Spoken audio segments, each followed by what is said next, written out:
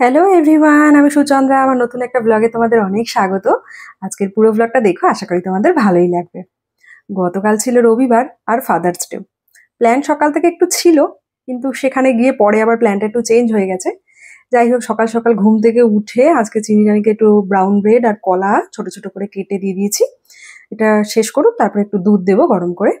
অন্য কিছু আর দিলাম না। চিনিও সকালবেলায় উঠে গেছে, ফ্রেশ হয়ে গেছে, এখন ওখানে বলছে আমাকে খেতে দিতে। ওখানে দেওয়া যায় বলো?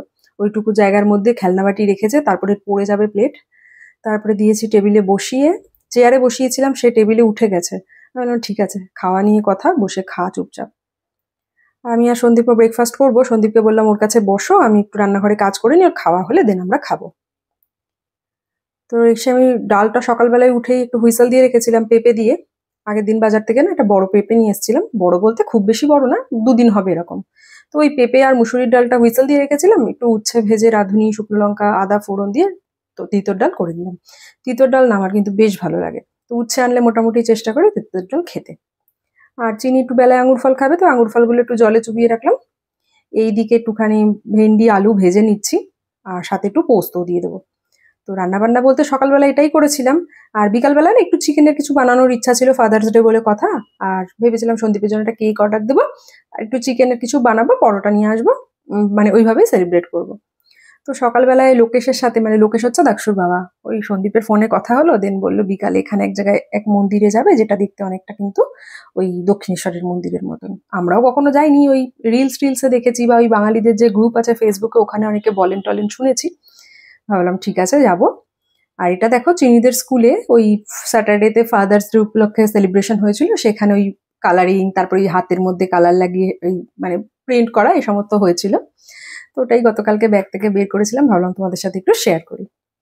ইচ্ছা করার জন্য বাড়িতে থাকাকালীন আর বেশি ব্লগ করিনি, বাড়ির ব্লগ তো ডেইলি দেখো, রাস্তায় যখন বেরোচ্ছি ডেফিনেটলি সেই ব্লগগুলো শেয়ার করবো।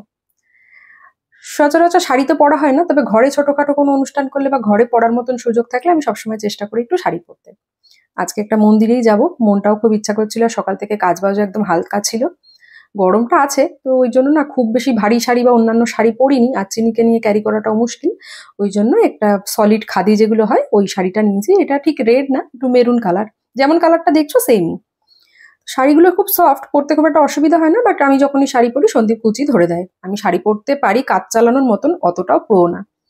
একদম একটু হালকা করে সেজে নিয়েছি, কেমন লাগছে ডেফিনেটলি জানিও কিন্তু। আর এই ব্লাউজের প্রিন্টটা না আমার ভীষণ পছন্দ। তো দক্ষুও সকাল থেকে শুনেছে চিনির সাথে দেখা হবে, চিনি চিনি করছে, আর চিনিও সকাল থেকে দক্ষু ক্যা হুয়া, দক্ষু আজা আজা। দেখো দুজনে একদম মানিক জোট হয়ে বসে পড়েছে, এ ওকে ধরছে ও ওকে ধরছে। তো ওই আর কি কি হচ্ছিল, সঙ্গীতা আর আমি এসবই কথাবার্তা বলছিলাম। দিনটা কিন্তু বেশ ভালোই কেটেছে আমাদের।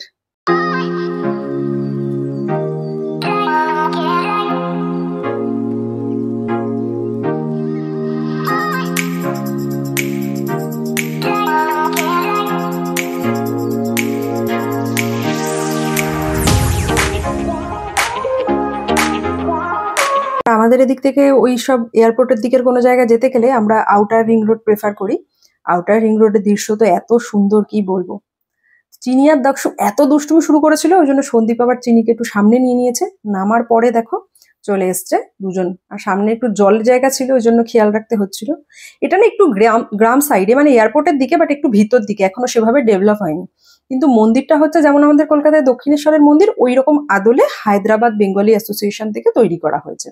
ভীষণই সুন্দর একটা জায়গা, কিন্তু আস্তে আস্তে পুরো তার সাইডটা ডেভেলপ হলে না খুব ভালো হবে। তো চিনি আর দাক্ষু নেমেও তো দেখো শান্ত নেই, দুজনেই একদম, কেউ কম না কিন্তু, একদম দাক্ষু যেমনি চিনিও তেমনি। তো মন্দিরটা ওই যে দূর দিয়ে দেখা যাচ্ছে, আর আকাশের এত সুন্দর রূপ, কি বলবো, পুরো যেন আরো সুন্দর করে তুলেছে। এতদিন বাদে এইরকম একটা মন্দির দেখতে পেয়ে না, বিশ্বাস করো চোখ যেন জুড়িয়ে গেল। এখানে গেটের কাছে টাইমিংও দেওয়া আছে। যারা অলরেডি হায়দ্রাবাদে থাকেন বা থাকো, তারা তো যদি গিয়ে থাকো আমাকে আর আলাদা করে কিছু এক্সপ্লেন করার মতন নেই, বাট যারা এখনো যাওনি, যদি এখানে হায়দ্রাবাদে থেকে থাকো, মনে করছে যাবে, একবার যেও, বেশ ভালো লাগবে। সুন্দর হাওয়া দেয়, সন্ধ্যা আরতি সবকিছু বেশ ভালো লাগবে। আমি তো ফার্স্ট টাইমই গেছিলাম।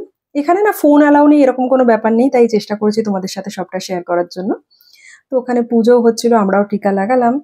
আর মায়ের মুখটা দেখে কি যে শান্তি হলো। সচরাচর তো এখানে এরকম মন্দির দেখা যায় না। মন্দিরের ঠিক পিছন দিকটাতেই জানো তো দেখো, এগুলো কিন্তু একদম অরিজিনাল বাবুই পাখির বাসা। এটাও দেখে বেশ ভালো লাগছে। কিন্তু নিচেটা বেশ নোংরা টোংরা হয়ে রয়েছে, বাট মন্দির প্রিমাইসেসে না, ওটা বাইরে। আর আকাশ কি বলবো, আকাশকে দেখে দেখে তো আমার মনে হচ্ছে পুরো ক্যামেরাটা ওর দিকেই ঘুরিয়ে রেখে দিই। এত সুন্দর মনোরম দৃশ্য না, আর ফুরফুর করে হাওয়া বইছে, ভীষণ ভালো লাগছে। বাট এই দুটো গুড়গুড়ো তো এক জায়গায় বসবে না, তার জন্য কেউ না কেউ তাদের পিছনে আমরা লেগেই আছি যে চোখে চোখে রাখতে হবে। কি সুন্দর লাগছে, মানে এইসব জিনিস অনেকদিন পরে দেখলাম তো, যখন নিজের শহরে থাকতাম তখনকার ব্যাপার একরকম ছিল, আর এখন অন্য শহরে এসে এরকম ভাবে দেখা একটা আলাদা ইমোশন কিন্তু। সারদা মায়ের মূর্তি, রামকৃষ্ণ ঠাকুর, সমস্ত কিছু। তো একটু নমস্কার করছিলাম। আর বেশ দু তিনজন নাকি এখানে বাবা ভোলেনাথের রয়েছে, এইখানে রয়েছে বালাজির আদলে আর কি, বালাজি ঠাকুরই। আমি যদি এখানকার কোনো ঠাকুরের ব্যাপারে ভুল বা দেবতার ব্যাপারে ভুল নাম নিয়ে থাকি, প্লিজ আমাকে কেউ জাজ করো না, আমি ঠিক জানি না, এই জন্য আমি এখানকার ব্যাপারে সেভাবে কিছু বলতে চাই না। তবে আমার দেখে মনে হলো যে তিরুপতি বালাজি যেমন আমরা আইডল চিনি সেরকমই আর কি। আর দেখো, মানে চোখ ফেরানো যাচ্ছে না, এত মনোরম পরিবেশ, এত সুন্দর লাগছে সত্যি। অনেকদিন বাদে কি যে ভালো লাগছিল, মানে একদম ভিতর থেকে একটা ভালো লাগা ফিল হয় না, ওরকম। শাড়ি টাড়ি পরে গেছি, বেশ গরমে ফুরফুর করে হাওয়া লাগছিল, ভালোও লাগছিল। আর মেঘ হয়েছিল, বাট মনে হচ্ছিল যে কখন যেন বৃষ্টি নেমে যাবে নেমে যাবে, কিন্তু ওইখানে থাকাকালীন আমরা বৃষ্টি হয়নি, হাওয়াই হয়েছে। আর বেশ লোকজন, আর এখানে গেলে বেশ কিছু বাংলা কথাও শুনতে পারবে, প্রচুর বাঙালিরা এসেছিলেন। তার ঠিক সামনেই এটি একটি পুকুর ঘাট, এখানে নামও লেখা আছে, আমি দেখাচ্ছি তোমাদেরকে ভিডিওতে। তো এই দাক্ষু আবার নেমে গেছিল, আমি আবার গেছিলাম। মানে এরা তো দুজন কেউ একটু চুপ করে বসে না, যেমনি চিনি তেমনি দাক্ষু। আবার এখন দাক্ষু গেছে কেন, পাপা আমাকে নিয়ে চল, পাপা আমাকে নিয়ে চল। আর কখনো কখনো পাপাকে মাম্মাকে এত সম্মান দেবে, নিয়ে চলো প্লিজ দাও, আবার কখনো কখনো নিয়ে চল, খা, দে। আর এখানে না কয়েকটা বাঙালি দোকানও আছে পরপর, মানে তারা সত্যিকারেরই বাঙালি, ওই ওয়েস্ট বেঙ্গল থেকে এসেই এখানে থাকে। তো এই যে দেখতে পাচ্ছ, ওয়েলকাম টু হায়দ্রাবাদ বেঙ্গলি স্বর্ণশিল্পী আর কি মন্দির। তো এখানে হচ্ছে গেট। আর এখানে দেখো লেখা রয়েছে, আর কতদিন বাদে এরকম রাস্তাঘাটে বা বাংলা দেখতে পারলে মনের ভিতরে যে কি আনন্দ হয়, কি বলবো। তো এখান থেকে এবার আমরা এসছি, আর বাঙালি জিনিসপত্র, মানে বাঙালি স্বাদের জিনিসপত্র খেতে পাওয়া যাচ্ছে, খাবো না সেরকম তো আর না, সেটা তো খেতেই হবে। আর লোকেশটা, মানে ওরা হচ্ছে বেসিক্যালি ওদের মানে উড়িষ্যায় বাড়ি, কিন্তু ওরা তেলেগুও জানে। তো উড়িষ্যার আর ওয়েস্ট বেঙ্গলের খাবার দাবারে দেখবে কিছুটা সিমিলারিটিস আছে, তো ওরাও এই সমস্ত খাবার দাবার ভালো খায়। তো এখান থেকে প্রথমে সঙ্গীতা আমাদের দুজনের জন্য ঝালমুড়ি নিচ্ছিল। এই ঝালমুড়িটা সত্যিই ভালো, সেই অনেকটা কলকাতার মতোই, মানে একদম এক্সাক্ট টেস্ট না হলেও এই জিনিসপত্র সেরকমই ব্যবহার করেছে, আর অনেকদিন বাদে সেই ভালো ঝালমুড়ি খাওয়া যাকে বলে খেয়েছি। তারপরে এটা হচ্ছে আলুর চপ, আর একটা বেগুনিও পাওয়া যাচ্ছিল, মানে বেগুনি আর আলুর চপ একটা দোকানে বিক্রি হচ্ছিল, যেমন কলকাতায় বিক্রি হয়। তো দেখে তো আমরা কেউই লোভ সামলাতে পারিনি, আলুর চপ বেগুনি সবই খেয়েছি, ঝালমুড়িও খেয়েছি। চিনিও একটু টুকটুক করে খেয়েছে, চিনি আর দক্ষু ট্রিমেন্ডাস লেভেলের দুষ্টুমি করেছে, নিচে পপকর্ন খেতে খেতে নিচে পড়ে যাচ্ছে, সেখান থেকে তুলে খেয়ে নিচ্ছে, তাণ্ডব করেছে। আমি গরমে দেখো ঘেমে টেমে টিপ টিপ একদম এদিক ওদিক হয়ে গেছে। চিনিকে খেয়াল রাখছিলাম, পপকর্ন খাচ্ছে, দক্ষু আর চিনি দুষ্টুমি করছে। আর কালকে একটা খুব ভালো লাগার জিনিস শেয়ার করি, আমি মোটামুটি যখন দুর্গাপুজোর সময় গেছিলাম এই হায়দ্রাবাদে, ওখানে যেখানে পুজো হয় ওখানেও বেশ কয়েকজনের সাথে দেখা হয়েছিল। এবার চট করে না কারোর সাথে ভিডিও করতে গেলে তার পারমিশন ছাড়া আমার মনে হয় যে খারাপ লাগে, তো তাকে জিজ্ঞাসা করে ভিডিও করাটাই ভালো লাগে। আর সত্যি মানে একটা আলাদা অনুভূতি হয়। তো কালকে আমি সপ্তপর্ণা, যদি ভুল নাম বলি প্লিজ আমাকে রেকটিফাই করে দিও, আমি নামটা ঠিক এই মুহূর্তে সপ্তপর্ণাই আই গেস। তো ওর সাথে দেখা হলো, ও দেখেই আমাকে চিনতে পেয়েছে, ওর সাথে ফ্যামিলিও ছিল। তো দেখেই চিনতে পেয়েছে, তো বললো আমার ভিডিও দেখে, রিলস দেখে ভালো লাগে বেশ। সাথে একটা পুচকু বাচ্চা ছিল, মানে ওনার ছেলে আর কি, সে খাচ্ছিল অরেঞ্জ জুস। চিনি অনেকক্ষণ ধরে, এই যে দেখো চেয়ারে বসে আছে, অনেকক্ষণ ধরে ওকে অবজার্ভ করলো, এখন দোকানে ডেকে নিয়ে গিয়ে পাপাকে বলছে ও যেটা খাচ্ছে ও সেটা খাবে। তো অরেঞ্জ জুসটা না দিয়ে সন্দীপ ওকে একটা মাজা কিনে দিয়েছে। তো সপ্তপর্ণা আবার ওকে জিজ্ঞাসা করলো তুমি কি খাচ্ছ, অরেঞ্জ জুস না ম্যাঙ্গো? আবার সে বলছে ও ম্যাঙ্গো খাচ্ছে। দেখো, তো ওরাও হায়দ্রাবাদেই, তো মানে বুঝতেই পারছো হায়দ্রাবাদে দেখা হচ্ছে, মানে হায়দ্রাবাদেই থাকে, ওই এয়ারপোর্টের কাছটাতে আটটাপু বলে একটা জায়গা আছে, ওই দিকটাতে থাকে।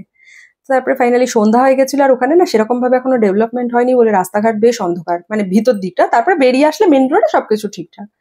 তো ওখান থেকে আমরা বেরিয়ে আসলাম, এসে এই যে বাইরের দিকটা একদম সবকিছু ঠিকঠাক। আর দেরি না করে 8:30টার বেশি বেজে গেছিল, ঢুকেই হাত পাটা ধুয়ে কোনো রকমে ভাতটা বসিয়ে দিয়েছি, কারণ চিনির খাওয়ার টাইম। ফ্রিজের ডাল, বেগুন, বেগুন বলছি, আলু ভেন্ডি ভাজা ছিল, ওগুলো বের করলাম, ড্রাই ফ্রুটস ভেজালাম, চিনির তারপরে আমার জন্য চিয়া সিড, সন্দীপের জন্য কুলত্ত কলাই। পরশুদিন না একটা মুভি দেখছিলাম, গডজিলার, জাপানিজ বেসড মুভি, তো ওটাই হিন্দি ডাবিং দেখছিলাম তোমার। ওটা শেষ করব, কিছুটা বাকি ছিল, ঘুমিয়ে পড়েছিলাম বলে। আর ফাদার্স ডে যেহেতু বিকালবেলায় বেরিয়ে প্ল্যানটা একটু চেঞ্জ করেছি, তো ভাবলাম একদম খালি খালি কিভাবে যেতে দেবো, তো সন্দীপের জন্য একটা কেক অর্ডার করেছিলাম, জাস্ট কেকটা দিয়ে গেল। আর চিনির অলরেডি খাওয়া দাওয়া হয়ে গেছে, আমরা খাবো, তারপরে ততক্ষণের জন্য কেকটা একটু ফ্রিজে ভরে দিই।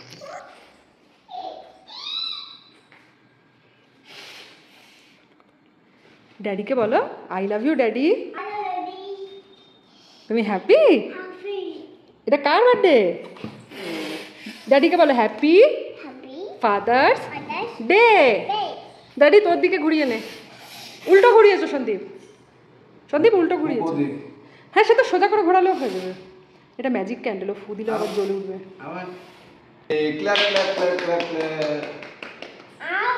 যাও যাও তুমি ড্যাডির কোলে যাও, ড্যাডির সাথে বসে কাটো।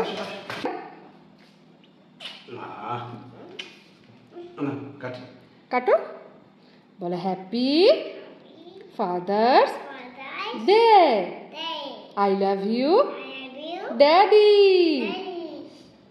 ড্যাডিকে খাইয়ে দাও। আচ্ছা ড্যাডি তোমাকে খাইয়ে দেবে? ভালো লেগেছে? ও মিষ্টি খাবে নাকি?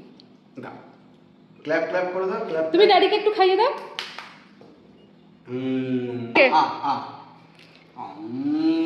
Good girl. Thank you. ভালো চিনি? ইয়ামি। আর একটু খাবে? না এখানে মনে হয় ভালো লেগেছে।